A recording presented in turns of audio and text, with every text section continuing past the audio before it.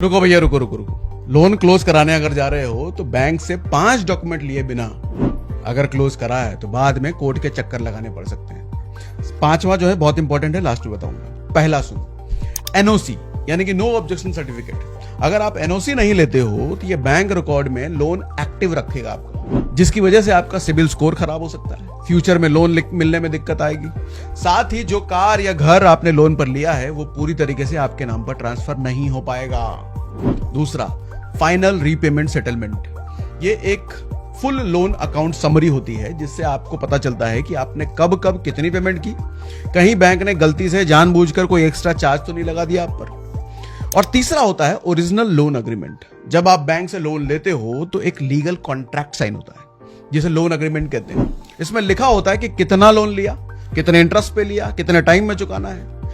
अगर ये document bank के पास रह जाता है तो फ्रॉड और मिसयूज होने का चांस होता है। जैसे आप ही के नाम पर कोई डुप्लीकेट लोन प्रोसेस हो सकता है और बाद में अगर वो ना चुकाए तो भैया सिबिल आपका खराब होगा। चौथा, लोन क्लोजर लेटर। इसमें आपका लोन अकाउंट नंबर लिखा होता है, साथ ही ये साफ लिखा होता है कि आपने पूरा अमाउंट चुका दिया है। अब बैंक आपके ऊपर कोई भी क्लेम नहीं मार सकता। 5वां है रिलीज ऑफ कोलैटरल। ये सबसे ज्यादा जरूरी है। अगर आपने लोन कुछ गिरवी रख के लिया था, मान लो कोई प्रॉपर्टी गिरवी रख करके आपने बिजनेस लोन लिया होगा, तो बिजनेस लोन तो आपने क्लोज करा दिया, लेकिन अगर ये डॉक्यूमेंट आपने नहीं लिया है तो बैंक कभी भी बोलेगी कि ये जमीन हमारा है। तो इसलिए ये डॉक्यूमेंट आपके पास होना ही चाहिए।